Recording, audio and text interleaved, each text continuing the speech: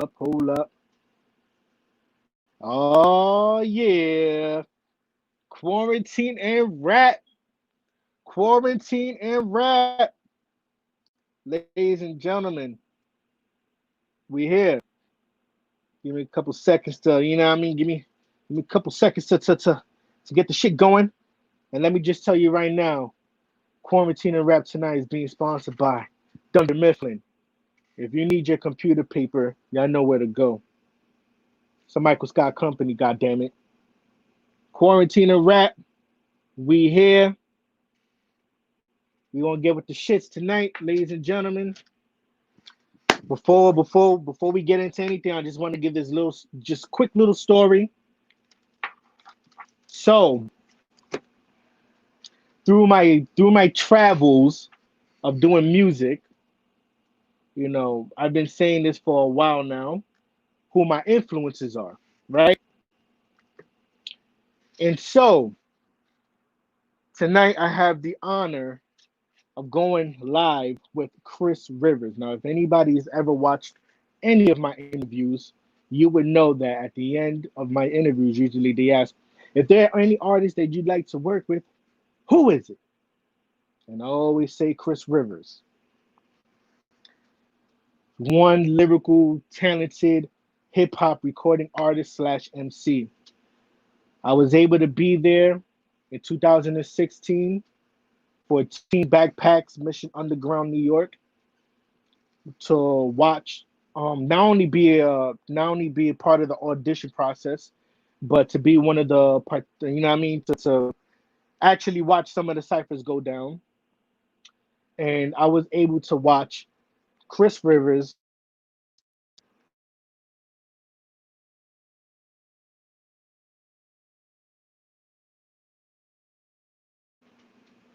live do their thing and kill it. So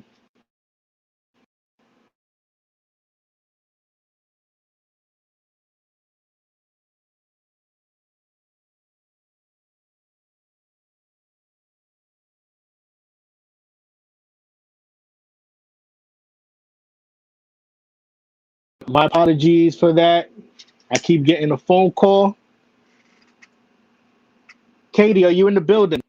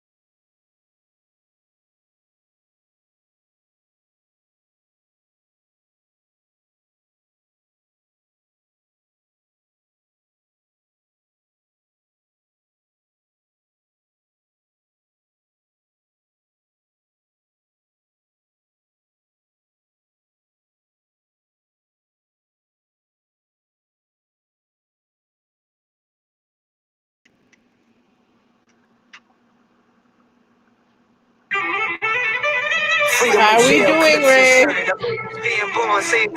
What's up? What's up? Can you see me? Nothing. Nothing. No, go out and come back in. All right. Hold it. Hold. Yes, sir. What's up, everyone? It's your girl KDK, aka Ivy from Money Mango. Welcome to the Well Zone. We're having a little technical difficulty over here. We're gonna play it, gonna pull up some of this Chris River heat until we get Ray back on. Please, YouTube and Facebook gods, do not flag me. In the meantime, tell us how your day is. Are you feeling blessed? We got 6 comments here, and Ray is back. Shout out to Jalissa Twinkle who goes, "Hey Ray."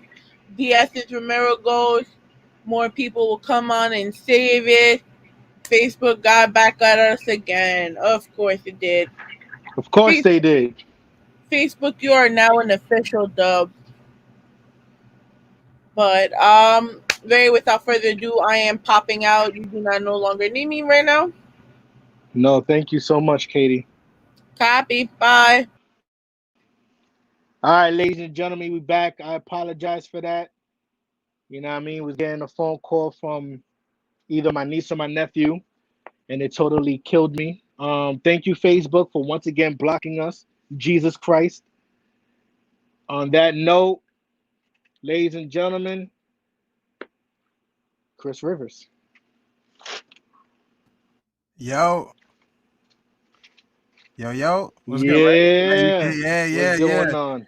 I saw Oh young man. Chris from 2013. I couldn't hear him, but I saw him. He was, but it was before my goatee connected. All I had was the chin strap. Yeah. Yeah. It was good, bro. So ain't nothing, man. Shit, you man, you fucking yeah. Your new project dropped today. Yeah, accidentally actually. It was supposed to come out on the 29th. Today was the original date. Apparently the change on the back end didn't work, or I don't know, but I woke up today and I'm like, "What? It's out." So I've been playing catch up, but it's out, man, and it's getting love. So yeah, it's dope. Yeah, like not like when I realized that it dropped, I'm like, oh shit, I gotta listen to this now. So you know what I mean, listening Facts. to this and to just jump right into it. Um, announce the title of your project, please.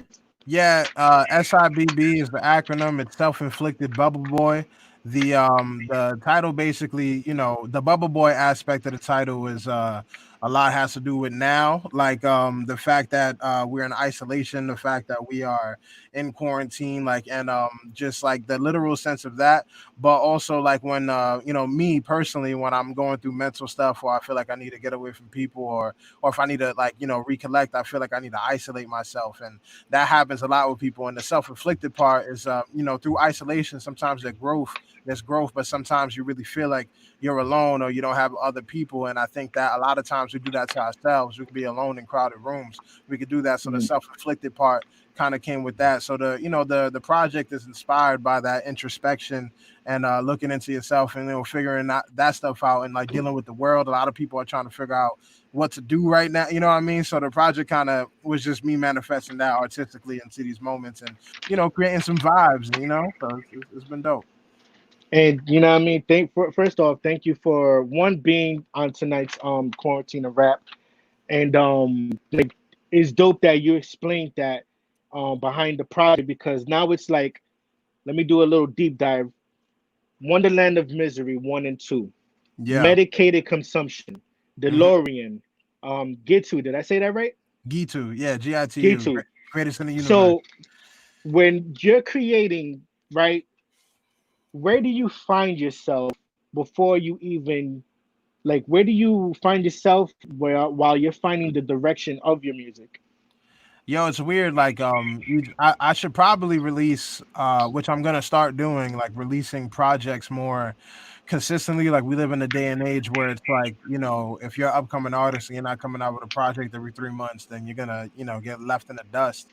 So I got to start doing that. But prior to this, it was really one of those things where I was just kind of letting myself live life, filling my well, you know what I mean? Like, and then after my well was filled and I feel like I experienced enough and things changed enough that I had stuff to say, I would just kind of manifest like whatever my life was in that past year or X amount of months to go there. Or if I was really impacted by something, then that's in the meantime I'll be making music, you know what I mean? Like some projects, like there was projects like Wonderland of Misery or even Medic, like some of them had like 27 tracks on it. Like it was really long. So not sometimes it would be like just me constantly making music and then piecing together a project with some of the, maybe 10 songs out of that 20 something could have left and it would have been like a real cohesive project. Lately, like this one's 8 songs, it's a shorter one, it's like EP, and even my last one, Gitu, was like 12 to 14. Like it's shorter because I'm making more cohesive projects and they're more like in one direction. And I think with that, Mm. it's it's about what I'm going through. So like Gitu, when I made that, it's called Greatest in the Universe. That was an affirmation I was telling myself. This one is more so like everything going on right now. Like so I try to be as real as I can because I feel like the biggest thing in music is where you can be successful is when you're relatable. And the best way to be relatable is to actually talk about what you actually feel. That's why people have writer's block because they're trying to not talk about what they actually feel because they're trying to fit a mold or they don't think it's good. Like me, I'm just trying to package my life and my experiences and articulate it in a way that's digestible for people. So that's this, you know what I mean? But it's not easy coming up with it, with a concept, as long as you have Yeah. And it. like with everything going on in the world as far as like the protests and some of the looting, like how has that affected you mentally and your creativity? Yeah, it's been it really made me more conscious of my voice. I've always been conscious of my voice and what the impact that it's able to have and the influence and how I could use it to better people and how I could use it to help in my experiences. But now more than ever, even more so, it's like, yo, my voice is a powerful thing because I have a platform to spread awareness about something that's just not from my perspective, but this is a worldly perspective. We're actually living through a revolution, things that we read about in history books that's written incorrectly and by the victor. I'm very interested in hearing how they write about 2020. You know what I mean? Like, and living through it is one thing because I'm sure with people who live through certain things that's in history books that they read it back now, they're like, that's not how it happened. Like, so like, like definitely being a part of it and trying to see how I could be more part of it. Pieces of me felt, hopeless, seeing the state of the world, me maybe being a little pessimistic about the powers that be. And there's a lot of like stuff behind. I'm into conspiracies too, so I be really feeling like the deep darkness that the world is in, and just realizing like, yo, like maybe some things don't matter, or the things that I was putting, the weight that I was putting on certain things, they're not as important now. That like it's really about trying not to die from a disease and trying not to be duped by the government or I'm sorry, by a virus, not a disease, and then trying and then also like trying to use your voice to speak out against racial injustices and inequality. And like, yeah, it's crazy. Like, I've been feeling the swarm of emotions, but it's also made me feel more purposeful and targeted. Like, yo, like how can I be better? How could I be more? How can I be more of a voice right now? Who do I want to be? What do I want to represent? And how can I do that? So, it's been an introspective time, you know what I mean? But just navigating it. And like you mentioned the history books, right? Mm. And I know you have a nephew. So how do you feel about the school system and their history books? Do you feel like he's going to get the chance to really know what's going on, or do you think that the school system is going to water it down for whatever their reasons are? School is pointless, honestly. Like school is really one of the, like, you learn some basic stuff, but like you don't really learn about life. I think it's really the parents job to teach kids what they really need to know. And school, what it taught me the most is how to interact with others and like social dynamics and things like that, like the actual interactions I have with other children and people and authoritative figures who felt certain things, and dealing with those navigations and being out on your own. But the actual, like, I haven't used the Pythagorean theorem since I graduated. You know what I mean? I still kind of know it, but I don't use that. You know what I mean? And I don't think that he's, he goes to public school. A lot of people go to public, like, our funding, especially where we're at, it's not good. You know what I mean? So it's really one of those things where they don't care. They're going to teach you just enough. School is basically them showing you like how much can you conform, how much can you fit this, how much, and then afterward, if you conformed enough, then here's this piece of paper that makes you feel or makes other people feel like you're more qualified than other people. Like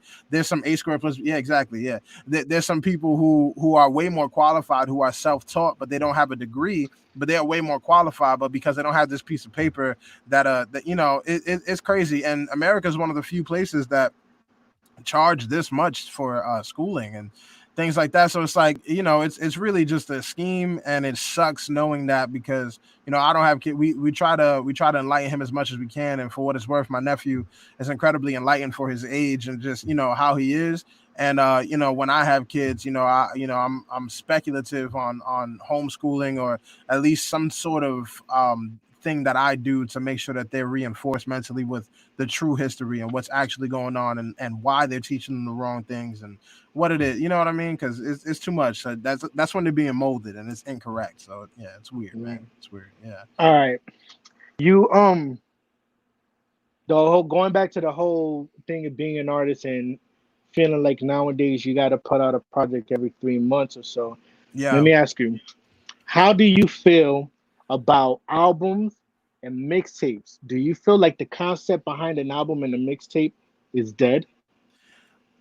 It's your interpretation of it. I think the defined lines, like the line definitely got blurred since the since the early 2000s, and when it was really obvious what was a mixtape and what isn't. There's still the classic mixtape now where it's a bunch of beats that's already been used and it's put out on free platforms and things like that. Like even this like project that I just came out with, like I call them projects. I don't call them mixtapes. I don't call it an Right. album. I like really, and you know what it is that like again, like I built a studio under my bed. It's in my room. Like the access to these tools are so much more readily available than it was back then, where you had to go to a studio or you had to have an engineer, you had to do certain things. Where when you were able to afford these things, you put the work behind it, and albums sounded like albums and mixtapes sounded like mixtapes because there was a clear difference in budget and different stuff. Like now, like I could make a whole mixtape and make it sound like an album and do it in my own room, like the quality of it, like all this stuff. So it's really about what, like me personally, the way I define it, like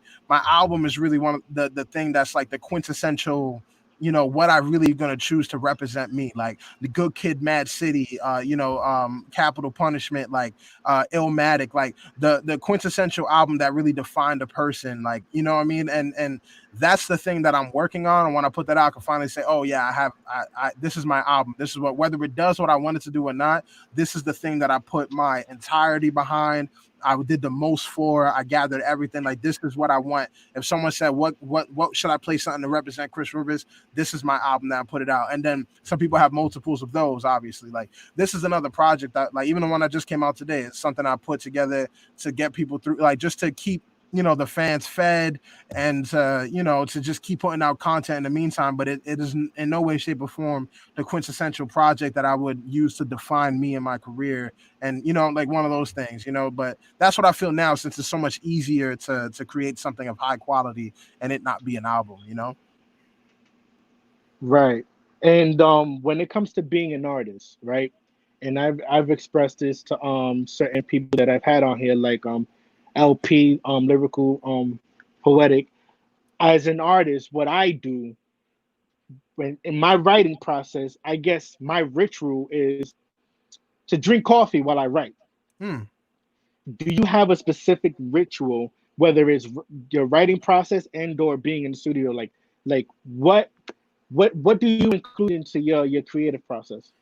It's weird. I never knew if I like to record with my shoes off. I don't know if that's the thing. I need to like touch. I need to like touch the ground with my feet. Like, well, not my like with socks on, but like I need that. But other than that, like, yeah, I don't have a specific thing I do every time I write. Besides like getting into the mind state, like I do feel like there's certain things in life that you should be completely present for. You know what I mean? Like drive. I mean, this may sound dangerous, but like I could drive while not being complete. Like I could be thinking about my day. Like driving is very like mechanical. You know what I mean? Like cooking is very mechanical, certain things, but like you should be completely present when you're having sex. You should be completely present when you're, what I'm saying, like on a date, or you should be completely present when you're writing. And that's how I feel. So I get into the mind state, like, yo, like I'm about to write.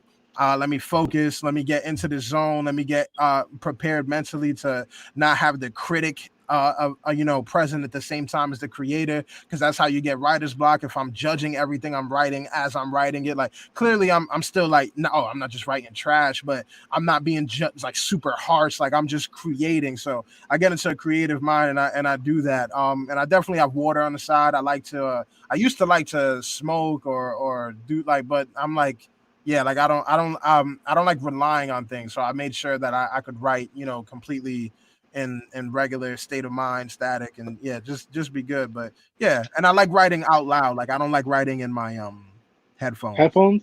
Yeah. I Mm, used to write in my headphones, and I realized like I need to hear myself. Like while I'm right. writing, I need to hear myself, and I can't do it too much with the headphones. So it feels better when I could do it out loud. So so before this whole quarantine shit happened, and you were present in recording studios, like what was a Chris Rivers session like? Like what was the environment like? Was it more humble? Did you have to bring like a certain amount of people in the studio with you? Oh no, I hate that. Like I hate like not well, I don't hate it, but like yeah, I'm not the type like I like to if I could create all by myself, I would like and someone I could like trust that I vibe with and like things like that. But too many different energies in the room and too much different stuff. Like it's yeah, it becomes like I never really did it. I mean, I've done it. I've been in studio sessions with this mad heads, and you have to do it.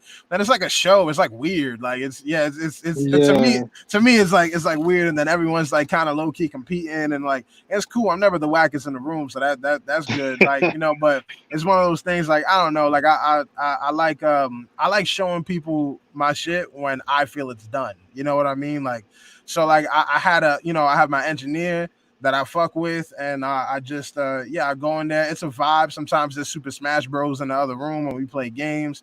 We vibe. We play the music. Shit happening, but. Yeah, like it's cool. Like as long as it's good energy, I'm all about good energy. right. I don't like strangers in the room. I don't need a chick twerking in the corner for me to get inspired. I don't. Yeah, like Word.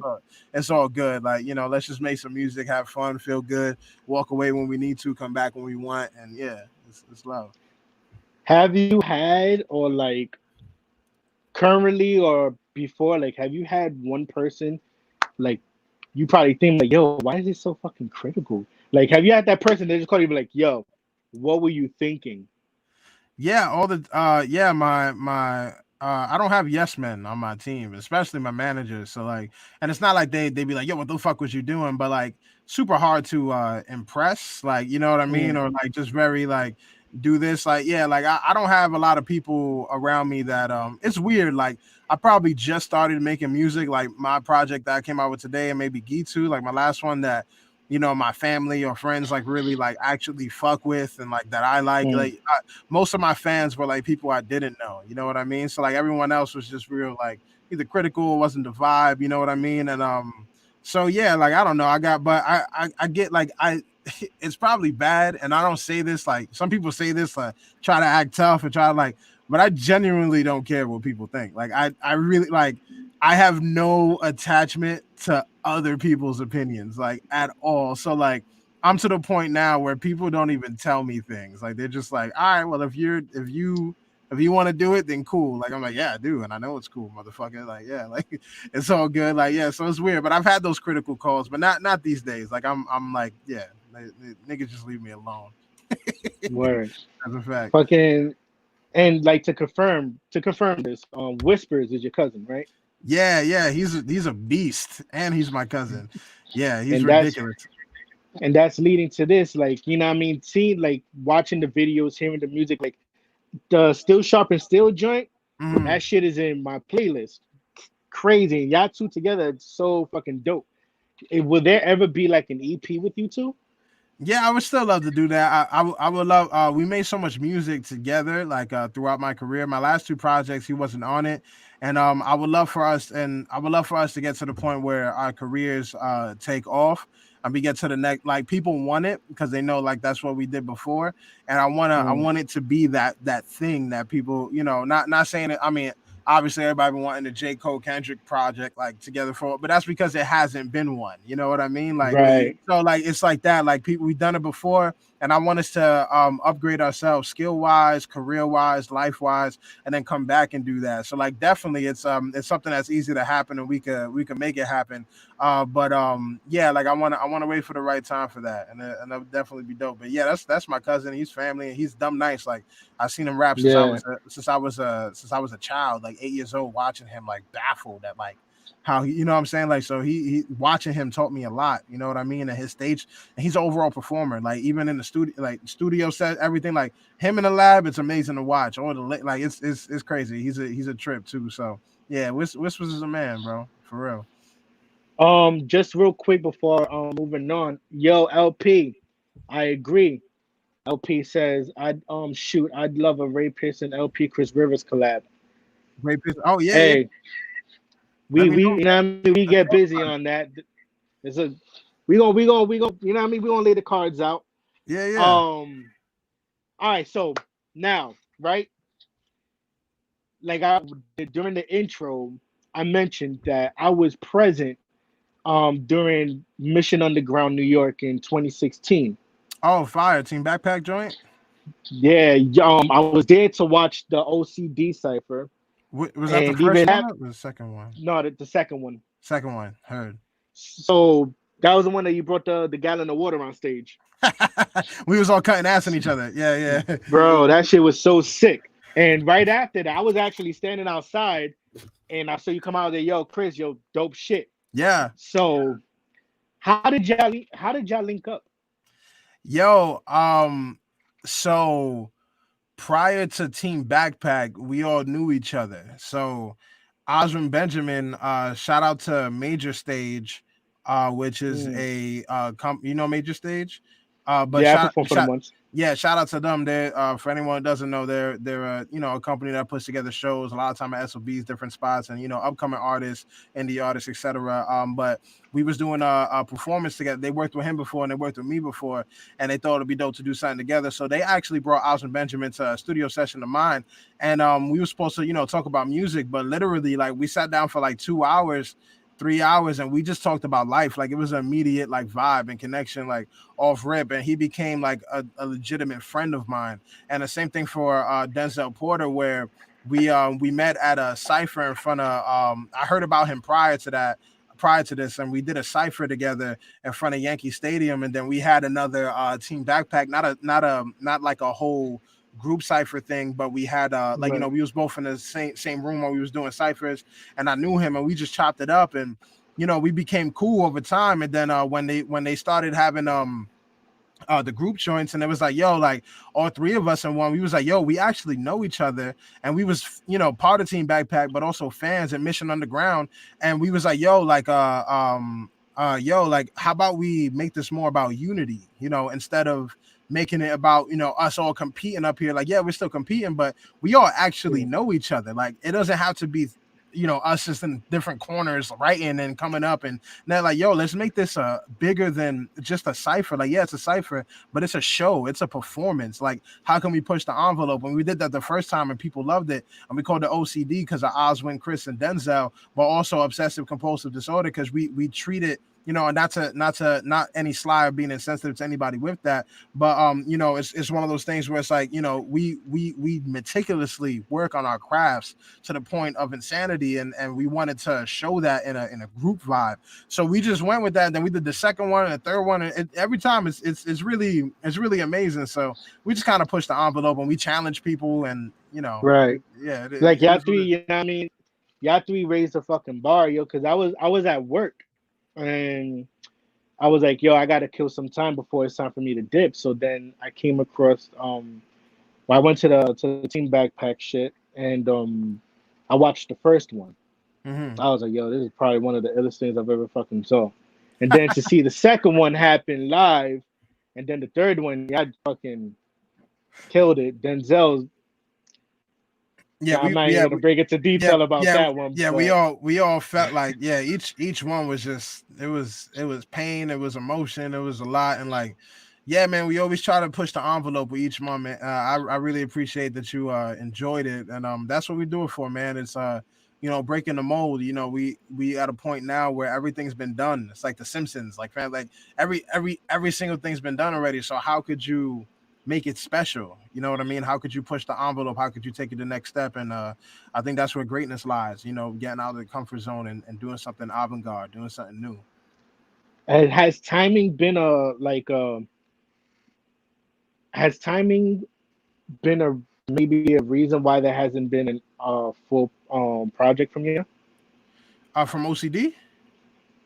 Yeah. Yeah, it's always time because we're three separate entities, and we're friends, and it got to a point where we almost finished the whole OCD project. Like we was pretty much done with it, and then we had projects. Our management. We had projects of our own, individual ones that had to come out, and then it trickled into other opportunities where the timing where we wasn't able to drop that because promo for projects goes, you got to do all this shit and jump through hoops, and then Hmm. this person, and then it got to the point where that content was stagnant and old, and it wasn't, whether it was the content itself or even our skill level is just way higher now than it was then. So like, fuck it, we're gonna work on something new, and then so and then we're all doing our own thing. So but we talk about it like every now and then. It's like a real big frenzy, and we're like, you know what, let's really like sit down and focus on it. But this is the I think between now and it's probably premature to say, but I'm hoping, like, my goal is by somewhere in this year to 2021 we could have an official OCD project where we really all go ham and do our thing on it. You know what I mean? But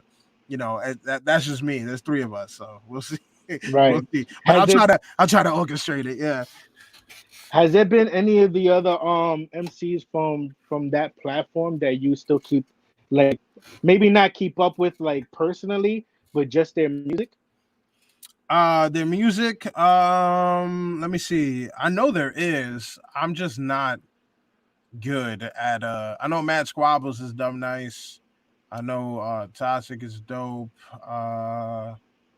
Flawless. I don't know. There's so many cats. Shadow Mob. All of them. Um, Dot. Yeah, there's a bunch. I'm really bad with on the spot remembering names and connections. Like, if you ask me what my favorite movie is, I can't name one. Like, you know what I mean? Like, so like I'm bad at, but yeah, but I'm not. It's weird. Like, it's weird. Lately, I've been having a harder time finding music to listen to. You know what I mean? Mm, Like good music. Like I realized I used to listen to music like almost all day, and now I don't listen to it that much. You know what I mean? Like throughout the right. day. Like so. Like yeah, I probably could be doing a lot more to keep up with a lot of people's music. Yeah, and even as an independent artist, like where does where do you have like what are some challenges for you as an independent artist? Because I, Uh, I remember listening to an interview and basically it's like um no handouts, like everything, you know what I mean? You've done everything on your own up until this yeah. point, even still, like but like what challenges do you face as an independent artist? Yeah, I think the challenges are similar to when you face being an entrepreneur, being by yourself. It's like developing that structure by yourself and being consistent and disciplined enough to constantly do something based on you setting the tone. And I think not having to have, like, I don't even have, like, like a secret drug dealer backing me. Like, it's about, like, it's hard to fund this, so especially now with Hmm. so much of this becoming about pay to play. You know what I mean? Like pay for promo. Yeah. Everything's getting monetized and everything. Like, it's really hard to maintain a life and also funding it, and sometimes they're not getting the returns like that you get. So it's really difficult. And then seeing certain like companies have the engine behind them, whether it be connections and or money. And then the business side of it is the hardest, like the media side, and figuring out how to get good connections with whether it be the blogs or the right streaming platforms, to getting on the right playlists, and circumventing certain things. And like, yeah, I would say that, like, really really learning the in and outs of the system that most labels use, whether it be connections, and then also raising enough funds and using your minuscule funds, because my funds are minuscule, especially compared to labels. You know what I mean? Like, so being able to balance all that, and to know that, like, it's all coming out of my pocket, and then figuring out how to do that with minimal outreach. Like, it's definitely difficult, but you get more creative control. you get more of the pot. Regardless of how big the pot is, you get a bigger percentage of the pot, and yeah, you figure it out. But once it's off the ground and it's running, and you do figure it out, that's when it's a blessing to be independent. Up until that point, it's a little bit of a crisis situation all the time, trying to figure out how to make it sustainable and good. You know what I mean? But as long as you got the right team and the right headspace, and you really know like what's actually effective, not like just doing shit just to do it. Like I was at a point where I had people like, yeah, you got to just be in the studio breaking night and being there all the time, and it's just like, yo, like I know better ways to manage my time than just like I don't want to just be in the studio and break night, not recording, like Mhm. just to say I did it, like you know what I mean, like just Right. not like, oh, go get a picture with this person, because it's like, yo, like me posting a picture with this dude is not gonna change my life. Like it's not like, how could I actually politic an organic situation? Do I see a move from this? Who I need to talk to behind the scenes? Like learning the in and outs. And I've been doing this independently since I started again, because I've really been doing this since I was a kid. But since I started again, it's been about 10 years, and I've been in every room with every person and every situation and shows and different shit. And I'm realizing like, what actually brings things and what actually doesn't, and what you have to do. And yeah, it's about learning your vibe and creating that core demographic, and having to do it yourself and building it organically. So it's a mission, but it's worth it if it Right. works. Yeah. And like being someone who I'm pretty sure has been around a lot of other artists, unsigned, independent, however people want to label them, um, going into the future, what would you like to see be done to help, like to better the independent, like for all the independent artists, what would you like to see done to better help them as Yeah, far as like what they can use?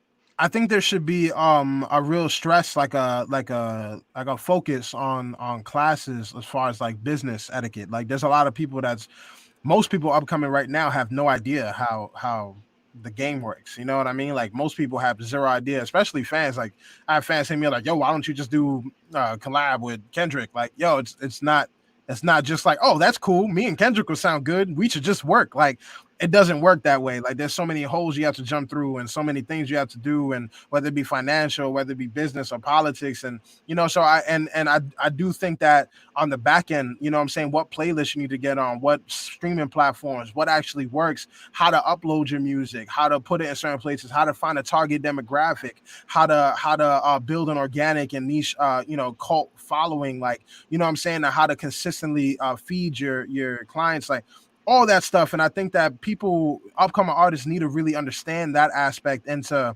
delegate, like how to build a team. Who do you actually need? What's the status quo? What's expected when you get a manager? What's the actual percentage they get? What's the vibe? What are they supposed to be doing? A lot of times people getting dicked around, not knowing what their team is supposed to be doing, or one person's doing too much, or I do think that there's a fundamentals, like a 101 that we need, just so we know that we're doing the right thing. And then there's a lot of people doing the right things who don't get the opportunity. So I do also think that there should be platforms, and certain platforms do it, like Team Backpack and World Underground and World MC. Like they're one of those, things that they give people an opportunity. Like upcoming artists has a larger platform. Sway sometimes gives people a larger platform. You know what I mean? Like certain things like that, where I do feel like there should be a place that people could go, that there is, valid opportunities for people putting in that work and are able to, get the music out there and to be on more of these playlists and things like that, to give people the shot, the chance, where it's not all politics and a money game, where it's not as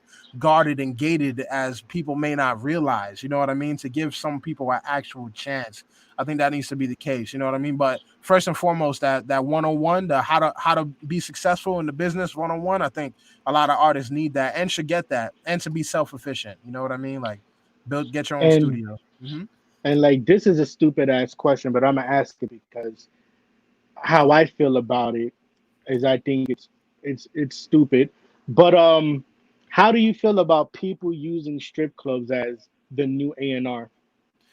I think if that's your type of music, then that's like, if that's your vibe, like if you're genuinely the type of person that's like, I want to be in the strip club and I want to make music for the strip club and I want to do that, then like yeah, go ahead, do that. And a lot of those artists are, I feel like some of the most successful artists aren't strip club artists. You know, you got Kendrick, you got Cole, you got certain people that's really respecting the certain things that you're probably not gonna hear them bumping. Like you're not gonna hear Eminem lose yourself in a strip club, or it's just not gonna play. So you got to know your market and know your demographic. And I think that the normal market, like that route when you're talking about bitches and drugs and gangster shit and pussy and money and like all this shit, like if that's and to that tempo and to that beat, if that's what you do, then that's not a problem, because there's some people they can only talk about that. Some people can't get deep and they can't get conscious. So the A&R isn't the person now, it's the environment where it should be successful. So if you make music that would only be successful in strip clubs and then it's not successful in a strip club, then I'm not mad at the strip club itself, and the people that go to it that want to listen to that type of music being the judge, jury, and the executioner for it. You know what I mean? Like if they're like, yo, this ain't it. Like this is what you're making music for, and this ain't it. And you could tell from the live reaction to people. It's not about the late, because then if I'm an investor, I might invest millions of dollars into you for you to just fail. You know what I'm saying? At this case, it's just like, yo, let's see if this works. Let's take it straight to the people. And there's certain people who don't need to do that. There's certain people who, go to different types of demographics and different types of, we're only going to do college crowds and college radios, or we're going to go to speakeasies, or we're going to do whatever it is, spoken word and, all that stuff. But yeah, I think I'm not that mad at it, especially now where it's like, you don't just need to be that sort of rapper. Like whatever way that you rap, like Tech Nine, I forgot what year it was, but he made more money than every signed rapper that year. More money than Rick Ross, more money, and all of them, and independent and rapping like a maniac, like just going off, and like what I mean. And Yeah, the average Drake fan, and the average Drake fan is most of the population. They're not gonna fuck with him. You know what I mean? Like, but he has such a huge dedicated following because he learned like, yo, this is the type of music I want to make. This is who I am. So I'm not gonna try to go to a strip club. I'm gonna go to the places where I know my music is gonna be appreciated. I'm gonna kill those places. You know what I mean? So I think it's self-awareness is important. And as long as you have that, then yeah, you won't be duped out by the A&R strip club vibe. Just don't try to bring your music to the strip club if you're a conscious rapper. Just don't do it. just right. don't And try it. and shouts to Bossy V. She asked, do you find poetry to be therapy for you when you're writing? Yeah. I do. Sometimes I love it when I'm able to write a feeling out. You know what I mean? Like when I have, something I really, when I'm like, yo, I need to write, and it makes me feel better. It's more rare now than it used to be. So I'm really appreciative when I have that moment. Since I started doing music as a career, it's not only a feeling anymore. It's not only an outlet. It's also the means to an end. It's also how I support myself. So sometimes I'm not always writing for emotional relief or outlet. Sometimes I'm writing because I have to, or because I'm on a mission, or because I had to do something. You know what I mean? Like, so when I'm actually able to use it as therapy, it's super beautiful. And some of those make the best records. You know what I mean? So it's definitely dope. Word. Fucking, and like you mentioned Tech, and Tech Nine is one of my favorite artists out It's ridiculous. at the Yeah. yeah. Like his end of like the way he managed to fucking independently like build like his powerhouse is crazy. I don't know if you've ever Outrageous. caught like one of those documentaries that he be putting out there, like giving you like there was like a whole documentary for like the creation of special effects. Mm, And it's just like watching that, and then like there's shit on YouTube like giving like the tour of the warehouse, and then you got a yeah. car wash. Like it's just He's crazy how he managed, You want to and all see his that. artists are sick, Yeah, yeah. He all of them. finds crazy, Seth, crazy dope people. hell yeah. But that's what you That want to like see. That's what you want to see. You want to see like be wanting to be successful in this field, seeing someone who really, really is and is willing to share that with you, and seeing their structure, like that's huge. And I think more people should do that, and more people should pay attention to that. So that's dope that you put that out there and that he did. Yeah. yeah, fucking, and not even only him too, but like Snow the product. Like when Double XL didn't put her out there when they had the chance to, as one of the freshmen. Then it's like I'm watching the 105.1 interview, and I forgot her name, but she's talking about like what they looking for when they're picking these artists. And it's like, what are you guys talking about? This chick damn near tours the entire year, sells her own merch. She got the inventory, the vlogs, like she's doing all of the above. And it's like when they didn't put her out there when they had the chance to, it was almost like damn. Yeah, But I mean, like, even some of those lists are losing some validity. Like, there's a lot of times where there's artists like you get to a certain point and you don't need it. You know what I mean? And then like even some of those lists, like they cater to numbers more than talent or certain things, and they lose their credibility. And so I don't usually go, like, not anymore at least. I don't usually go to those sorts of lists or those sorts of people to try to tell me who is actually dope and who's coming up. You know what I mean? Like she's winning and has won and is going to continue to win, regardless of whether those accolades or it's acknowledged by those groups of people. You know what I mean? Like, so it's all good. Yeah, she's doing it, but that's why you need that core following. If you have a core following, look at Russ. Russ was a big person that did that, where it's like, yo, like everyone shouted me, everyone said no, but I did it brick by brick, day by day, built up a fan base, and now I'm selling out more than all these artists that y'all do promote, and that, you know what I mean? And that's because you got a genuine fan base, and that's what it's all about, having a dedicated fan base, and they got that. And we want it. hold on, Bossy V asked a pretty long question. Um, would you consider to do public speaking for young kids in different communities, or have you done so? Yeah, I have before. I actually one of my favorite times that I've done it, just because it was like nostalgic and kind of dope for me, is the shelter I lived in for a bit. I got to go back after I started doing music and speak to a lot of the kids there, and I've done different things. And yeah, I definitely want to do more public speaking. Sometimes I feel like I'm not knowledgeable enough about certain things. Like, I am to a degree where I can speak about certain things, but I do want to fill my well a little bit more so that I could really, target whatever it is that I'm talking about. And but I have, and I will continue to do so. And I just want to get, even more so outside of hip hop, in a sense that, I have multiple platforms and different types of media that I'm doing it with, whether it be skits and comedy or the Judge Me Hot, the podcast, whatever it is. But yeah, I want to do a lot more stuff, and it's speaking, not just doing music, but actually talking and helping people out. I think it'd be dope. Definitely. Um, who were some of your dream producers to work with? I've always wanted to work with like Pharrell. Always thought he was dope growing up. Nerd. I always just like the word nerd. I definitely would love to work with Kanye, just because he's like, I think he's crazy enough to take it to a level that, like I always loved Timberland's production, but I always felt like Timberland's production, it would definitely be outside of my comfort zone. You know what I mean? Like Dre too will be like, no, I mean Dre was dope and he like fits the vibes, but Dre's recording process is very meticulous. I've heard, like, every single person I know that recorded with Dre, they're like, man, like it is life changing, but it is a lot. Like every single line you have to do over and over. You know what I'm saying? Like, so it depends. Like Right. I don't really know. Like I really have dreams of producing my own music. Like, to be real, like, like I wanna learn. I feel like anytime I work with a producer, and I work with great producers, and I'm always grateful, and a lot of them are amazing. But when I say what I want, it's always their best interpretation of what's in my head and not what's in my head. But sometimes it's close and sometimes it's different and even better. But I want exactly what's in my head, and I want to be able to do that. So I'm learning how to produce now, because if I could get to the point where I could take this and put it there, and then, yeah, I Yeah. think that'll be amazing. Yeah. From like damn it, I had the question right there. Okay.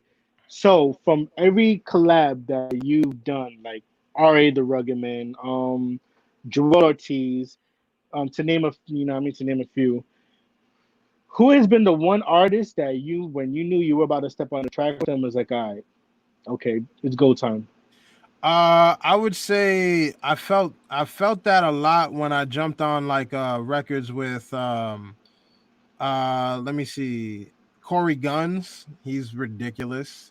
Every time I did a record with him, I was like, fuck. Let me see. Yeah, like I'm like, damn. Even Oswin is ridiculous. happened a lot with Whispers. Damn, there's somebody I'm missing that was crazy.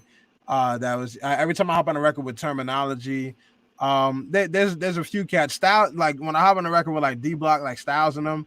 It's not that I feel like I'm gonna be lyrically murdered. A lot of those people are in my like same world with it. Where I'm like, okay, I lyrically like Axel Leon, like people who's dumb nice. But then when I hop on a record with someone like Styles, where I'm like, damn, like he described it to me. He's like, yo, Chris, he's like, you use a sword and you're great with a sword and you're fantastic with a sword. He's like, I use a gun. He's like, I'm great with a gun, right? Like music, like that's my style. My style is a gun. He's like, when you're on a record with me and I have a bigger following, you could kill it with a sword like you always do, but my fans like to see gunplay. So in order for you to do a great job on a record with me, you need to kill me with a gun. You get what I mean? Like you need to find a way to make my fan base love you. And if they love me for doing this, then you need to do your version of this world. You know what I mean? So it Mm. was really pushing me outside of my normal envelope. You know what I mean? Like, 'cause that's not how I was used to making music or whether it be the subject matter or whatever it is. So it was always difficult hopping on records with people like that where I didn't know exactly like how to fit in and at least in the beginning, you know what I mean? So it got to that point, but it's been you put in your 10,000 hours and you don't get nervous and like I'm good now. Like I'm like, yo, like people are gonna like me for me, and it is what it is. There's certain people I'll be nervous for though, like Black Thought and Royce the 5'9" and like people like that. If I like, I'm Mm. like, all right, like damn, they do what I do and they do it well. So yeah, like so yeah, Right.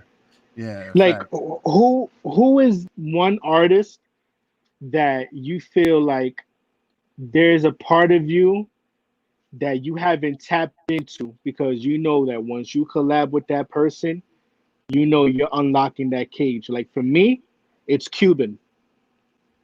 I know that I'm gonna tap into a part of me that I haven't let out yet.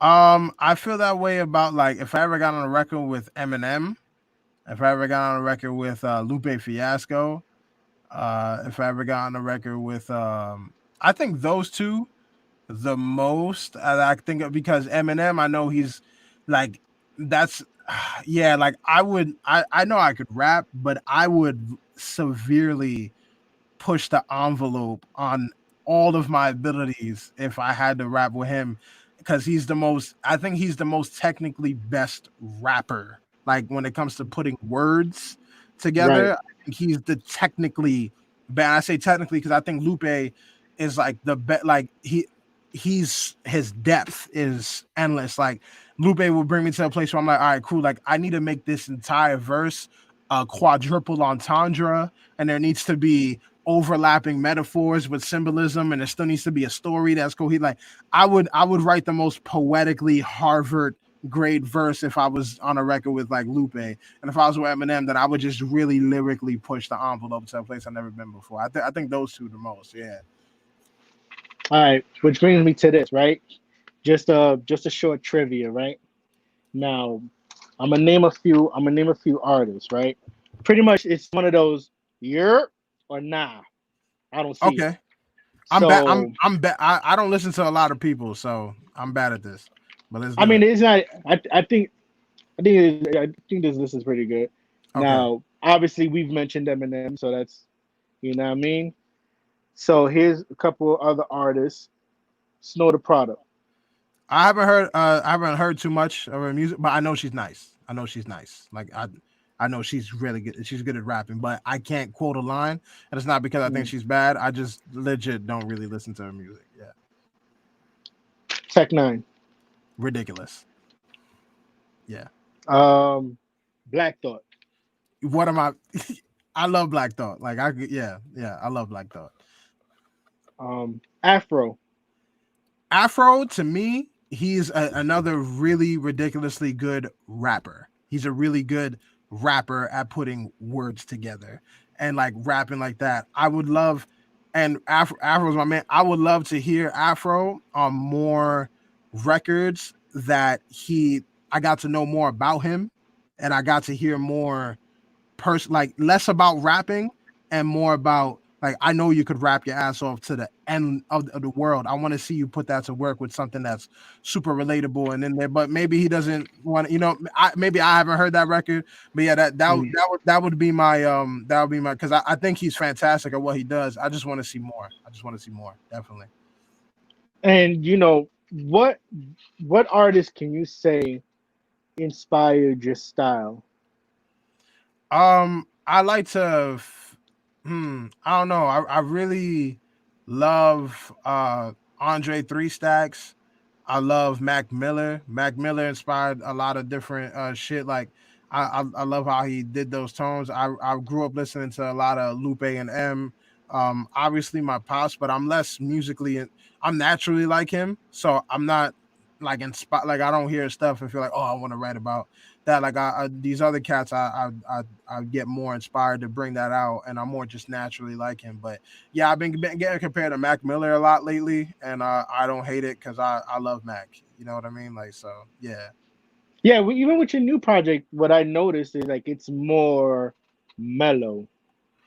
yeah. I learned that the more I scream at the same thing I just said about Afro. Like I think he's a ridiculously, insanely good rapper, and I felt that way about myself. Like I'm just technically good at rapping. And I think he even pushed it further. Like I've heard him freestyle and like he's ridiculous. Like, you know what I mean? And I just started realizing like, yo, like I'm gonna hit a glass ceiling if I just keep doing like I could do this, but I wasn't having fun anymore. Like I respect people like him and like Eminem who like Eminem will still come out with a song that's 8 minutes long with 70 bar verses of him just going off, and it's like four of them, like you know what I mean? Like I'm like, Yeah, how do you still have it in you to just rap like that at that level, at that ridiculous pit? Like, so I really wanted to learn how to I realized that most of my like 80, like 90 something percent of my fan base was male, like men, which isn't a bad thing. yeah, But I realized I'm like, all right, like, females are, 80% of consumption, like for like buying power, females are 80%. And it's like, yo, like you're gonna need females if you want to win musically. And then yeah, also like just who I am as a person. I'm more than just a lyrical machine. Like I have thoughts, I have introspection, I have emotions, I have these things, and I didn't know how to articulate it musically. So I wanted to grow beyond a point where I was just rapping and just coming off and screaming. Like I really wanted to find a way to do it in a way that even if you weren't like, I feel like now I realize I lost if the only way you're able to appreciate my music is if you really sit down, and every now and then it's fine, but if all my music you have to really sit down and really listen to everything I'm saying to appreciate it, then I feel like I lost. I feel like if you are able to like my music, even if you're not paying attention, if it sounds good, if the vibe is good, the beat is good, the mix is good, the flow, everything, that even if you're not paying attention, then you can be played in any environment. You can be played in the background. People are popping shit, smoking, partying, fucking, chilling, driving a car, anything. And if they did decide to actually listen to it, they're like, wow, this is crazy. This is dope. This is between lyrics and poetry, all the stuff. It's all there for the people who listen and the people who don't. And I think before I was only doing it for the people who really listen. So yeah, it's all up in there.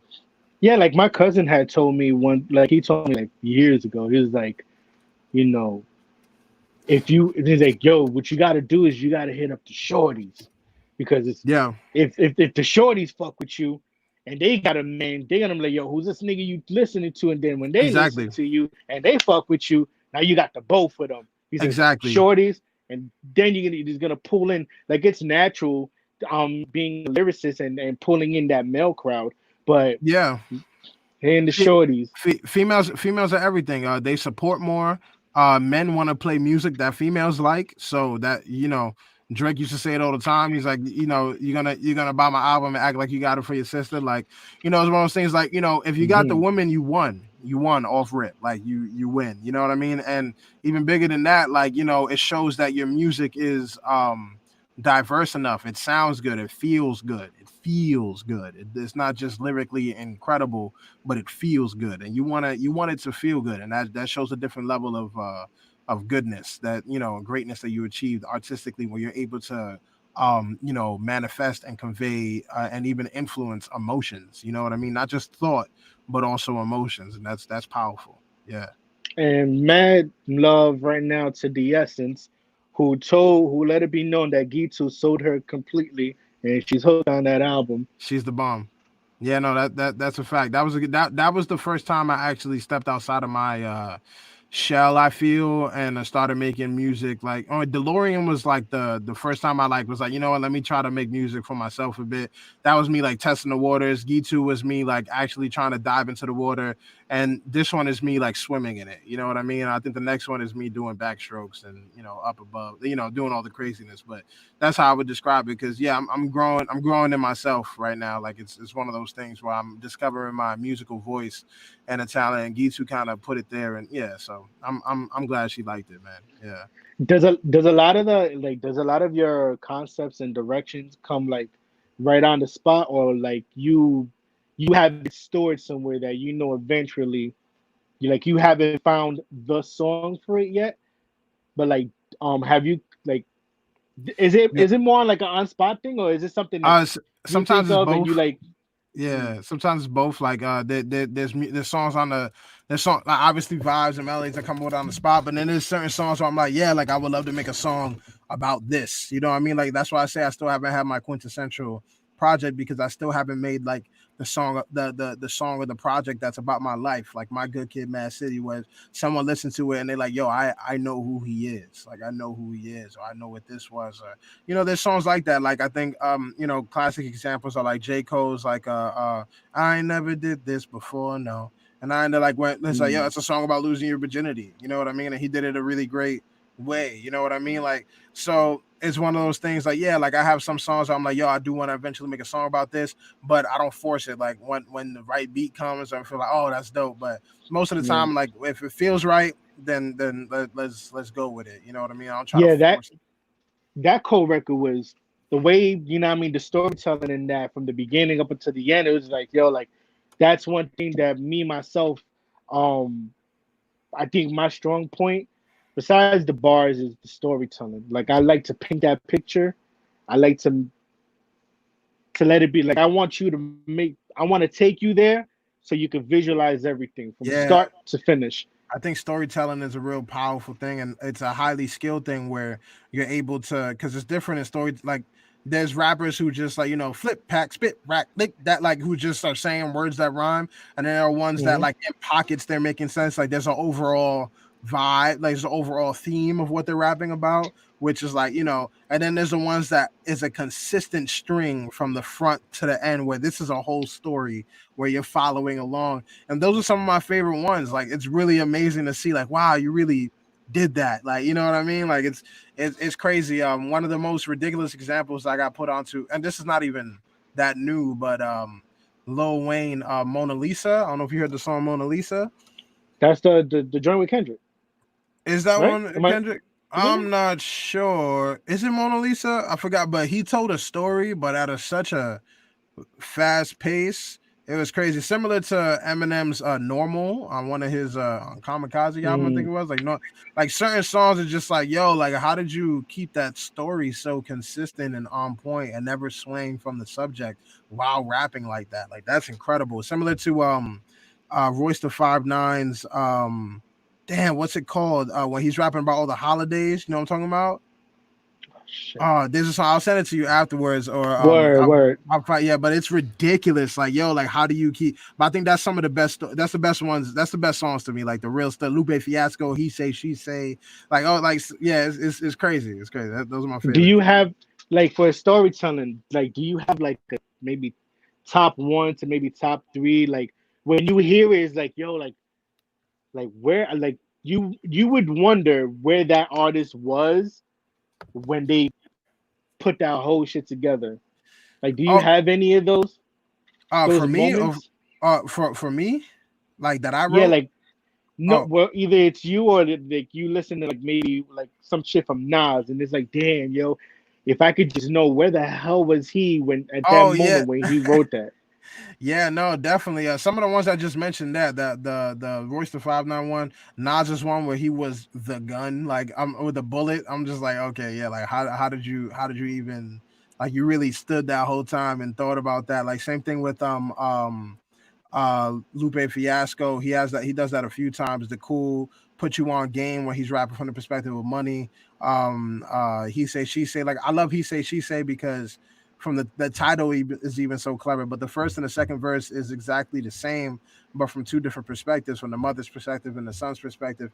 And I just thought that was so dope to be courageous enough to take a song. And I think it's because he's influenced by rock music, because rock music does that a lot. Where I don't know if you heard the song "Mr. Brightside" by the Killers. Like, I'm coming out of my cage. I don't know if you do listen to rock music, but a lot of times in rock music, they'll have the verses are exactly the same. Like, and you don't notice because it's just done so well. And he did that in He Say She Say, where he's rapping from the perspective of the mom, where it's like talking to the dad, like, how can you not do this? And then the son talking about the son, then the son's rapping from his perspective, and it's the same exact verse, but the words like I or him or she, like it's different, and it's just so fucking clever, like, and so well made and impactful, and like, or hurt me so, like, yeah, like there's a few times, man, like, yeah, I definitely, I love when people do that. I love, one of my favorite records from my pops is Punisher, punish me. I've been so Oh, bad. Won't you come back? yeah, Yeah, like classic. yeah, classic. And like he's telling the whole story about, like, you know what I mean? Like,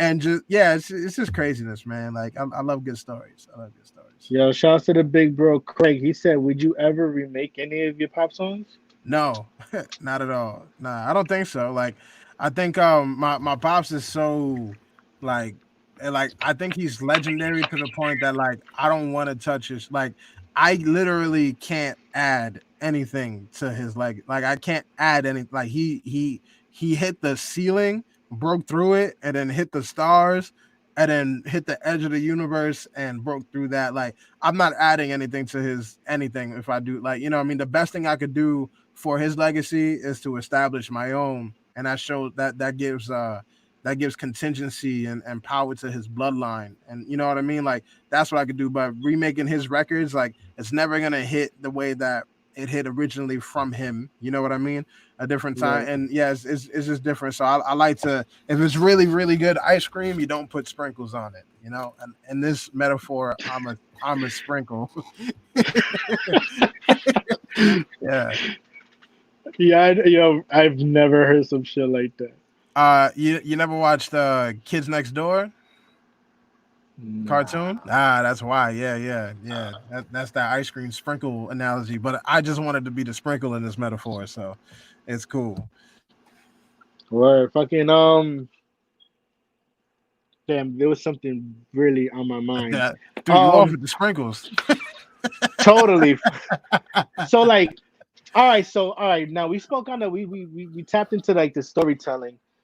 Who's one artist?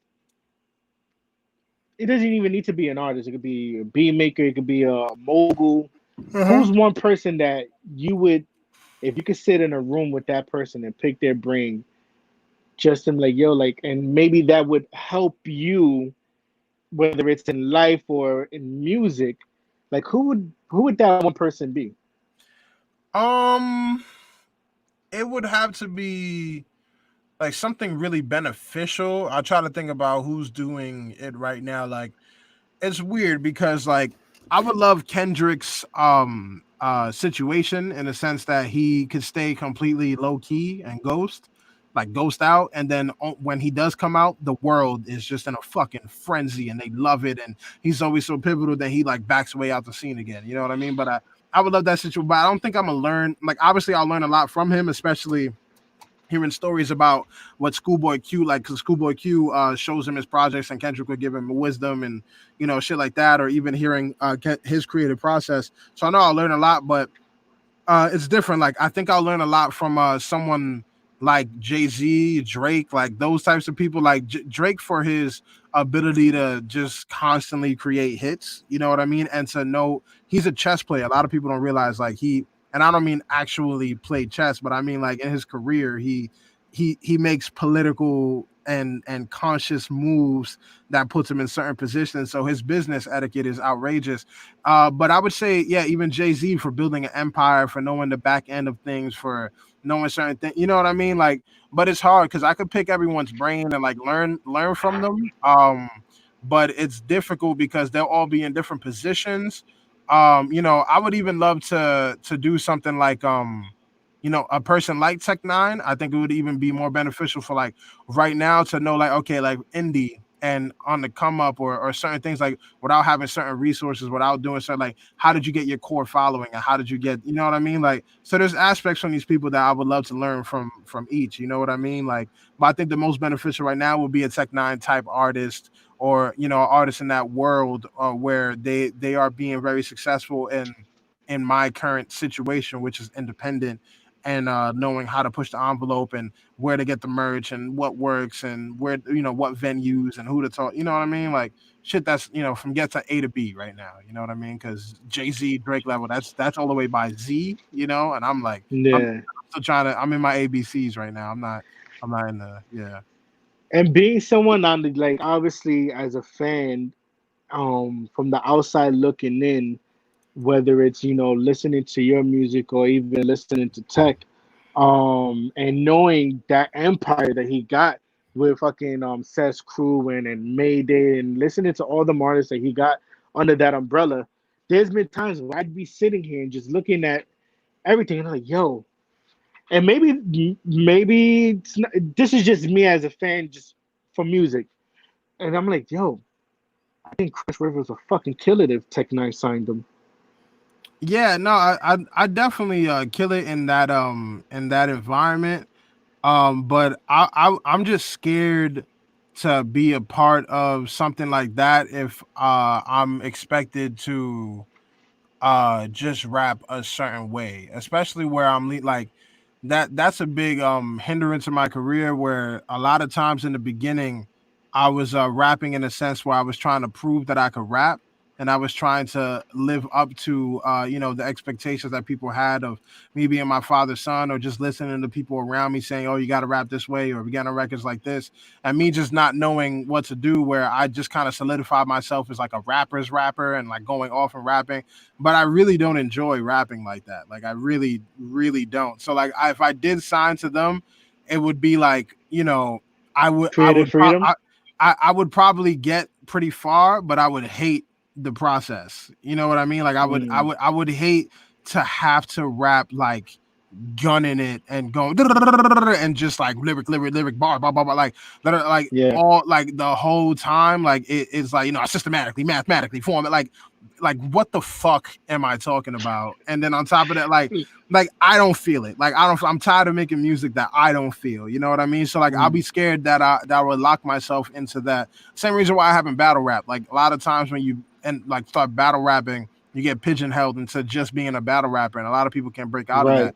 Like I'm scared of doing certain things, or I'm apprehensive rather than scared. I'm apprehensive to doing certain things that'll lock me into a box. You know what I mean? And Hmm. I want the free range to be able to make any type of song and any type of music that I want to make. And if I was gonna sign to a place or if I was gonna be a part of a place, I would like to be a place that would cultivate that opposed to it being a demographic or environment where I would have to fit into a mold that I'm not trying to do, if that makes sense. But I mean, I'll be grateful. Anything that makes sense, it makes sense. Sometimes people are signed to certain labels and it's just the backing and the resources, and it's not necessarily you need to be like everybody on there. You know what I mean? Like, but yeah, it'll still be dope.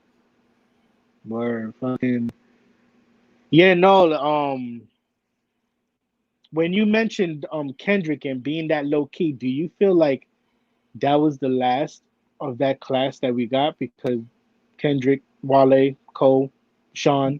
Oh yeah, I talk about it. I talk about it all the time with my friends and certain people. I'm like, there's nobody who's like lit now. Like yeah, there's lit people. Like there's like the baby and like and Mega. Like there's people who have like who are lit. Yes, but there aren't people who I feel like are going to get to Drake status or a Cole status or a Kanye status Hmm. or a level like that where it's like iconic, super huge, amazing artists that are going to transcend time. And like I'm waiting for the next person like that, you know what I mean? Like, because a lot of people are a moment, like in the moment, whether they're fitting certain trends or they have a certain vibe or they have a certain thing that like it makes sense for now. And even when they fall off, they're still going to have a huge following and niche, but it's not going to be the people we talk about in 20 years who are still relevant, like the Jay-Z, like how, the 50 cents The and like longevity. the longevity and the iconic status where it's more than moment music, where they're not making music that's good in the moment. There's timeless music where you're gonna Right. listen, yeah, you're gonna listen to it again. A song that was made today, I still listen to when it all falls down by and I know every single word. If I haven't heard that shit in 5 years, if it played right now, I know every single word.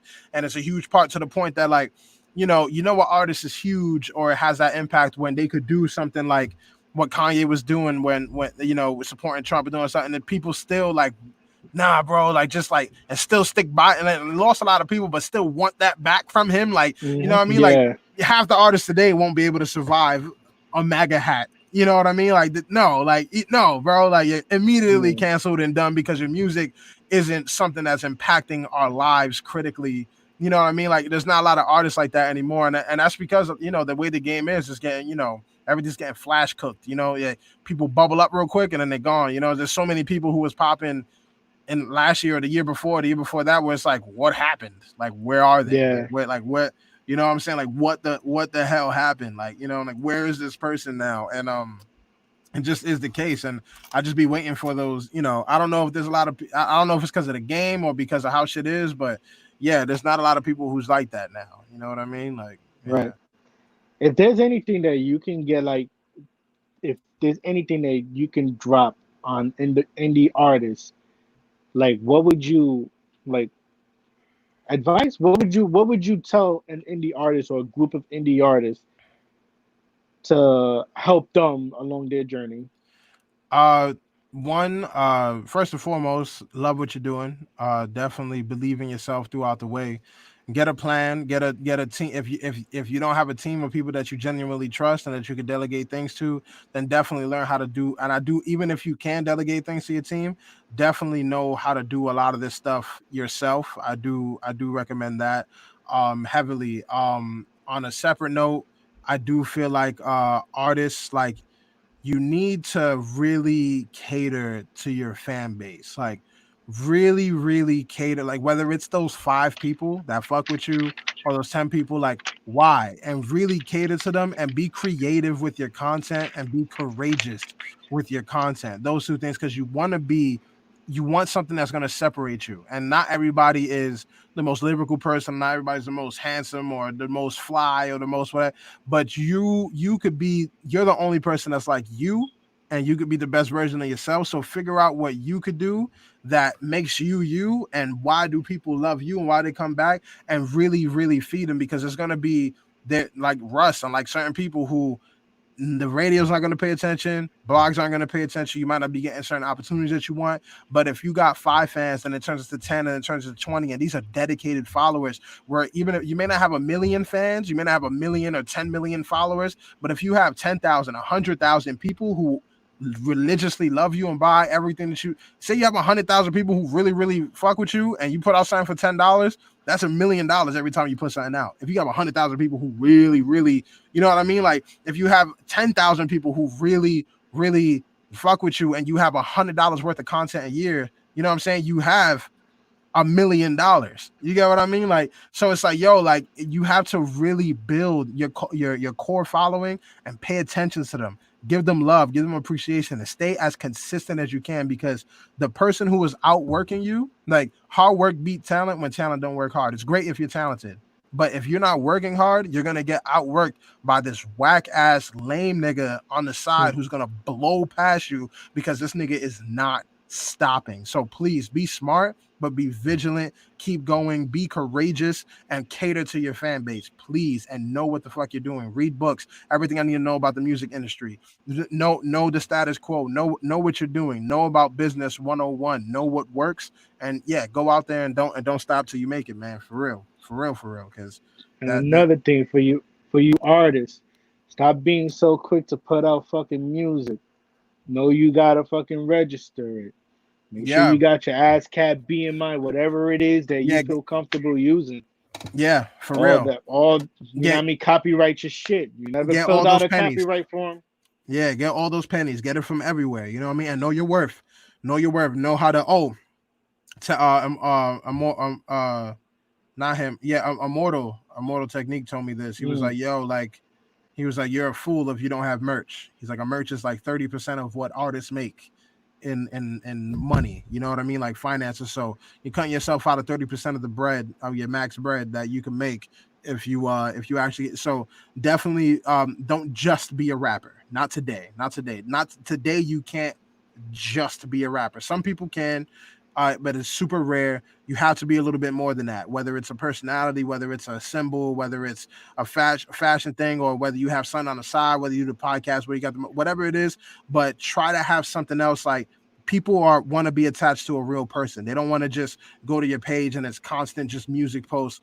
Not a lot of people like they want to get to know you. Like so, be a whole person and show as much as that as you're comfortable with, but definitely make it bigger than the music. And the music is part of the journey and it's part of what people get when they bring to you, but they're coming because they love you to the point that if you decided one day, like, you know what, guys, I wanna fucking build boogie boards, but and your fan like, yo, we love you, bro. Build a boogie board. You know, we're supporting, like, you know what I mean, because they love you, right. not just your music. So get people to love you, and you win, even if your music is trash. They're like, yo, this nigga garbage, but I'll fuck with him. Like, if you got people loyal like that, then you won. I remember, yeah.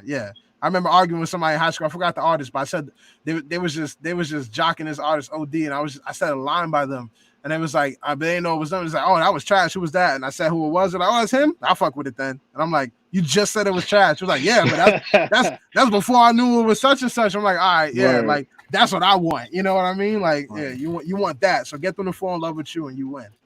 Yeah, And you know, what I mean, like, you know, that was the whole point of this quarantine and rap shit. I was constantly being told, oh, you need to connect with people, and one thing is that, you know, as an indie artist, you know, I feel like there's a lack of platforms out there, and what I wanted to do with this is use it as a tree, right? And being able to bring people into that so that they can see the branches and know that, okay, I did this, but this person was able to point me to this branch and this branch, basically different platforms. Is not stepping on anybody's toes, but if I could point you to a branch where you can benefit from it. That was the whole yeah, point of this. it's And organic. to bring different artists on and to give other artists like an insight is like, yo, it's not only one way. Like, there's Yeah, different things that you can pull from these artists that's to a help fact. you along your journey. Not only am I soaking everything in, but I hope the next person watching Yeah, any of these that I do is able to soak in the information, understand that you got to copyright your music. You got to yeah. go about shit the right way. If you distribute your music like through DistroKid, if you Mm-hmm. do it maybe like 3 weeks to a month ahead of time, It's you'd so be much. able to Yeah, fucking submit your shit to playlists way before the release. So yeah. it's like, you know, Facts. that's one thing I try to do is to provide different artists, like Yeah, not little different, every artist. If they don't know something, I had you, I had LP on the last time. I want people to understand that facts. whatever, you know, there's more than just one thing. Yeah, There's there's a a way. lot more. Yeah, there's a way to do it, and it's a dope. And what you're doing is dope because you're making it bigger than the music, like, you know, and it's organic. Like, even with you, you do music, but this is another thing that you have that makes it bigger than that. People getting to know you, people getting to know what you bring to the table, and you're allowing people to have other influences in, and you're cultivating yourself, but your fan base. So now it's like, yo, I don't only like you say your nephew and your niece called you like, you know what I mean, like there's people who know this about you, and you know what I mean, like it's bigger than the music. They Right. get to know you as a person and what you bring, and they know that you care, and that's huge, bro. And like anybody watching who's an artist, like the fact that he's doing this, like this is something that's important and genius, but also genuine. I could tell you wasn't just doing it for the sake of getting more you know what I mean, like this is something that you're passionate and that you care about, that's helpful to you, and you found a way to Right. make that into content and something that makes sense, and that's genius, bro. And I salute you for doing that. That's a fact. Thank you, Yeah. Chris. It was an honor. I haven't had the pleasure of putting out something groundbreaking with you yet. But It'll to have come. you on Quarantine and Rap as a fan, thank you so much. Love, bro. Please fucking drop your all your social media handles. The Oh, floor is love, yours, bro. bro. Yo, thank you again for having me, brother. Thank you for giving me a platform to speak and for asking pivotal questions and for being an amazing interviewer yourself. I don't know if it's because you're a rapper as well, but you don't ask normal questions and you have a dope conversationalist style, and I really appreciate it. So thank you first and foremost. Again, SIBB, Self-Inflicted Bubble Boy, came out today. It's on all streaming platforms. Follow me on Instagram. That's Dragons and Rivers. You see it down there. And you could get the links in my bio there. That's why I post the most. Only Chris Rivers is Twitter, Chris Rivers on Facebook, Chris Rivers Universe is the website. But definitely get that project. Follow me on Instagram, like I said, Dragons of Rivers, and keep it pushing. I believe in y'all. I love each and every one of y'all. Thank y'all for being here. Thank y'all for following the journey. Thank you, bro. You the man. And yeah, man, let's keep it going. Yeah, for real. Yo, with that being said, ladies and gentlemen, Chris Rivers. And on that note, I will see y'all next time for Quarantine and Rap. Y'all already know how I end this shit. Right. Deuce.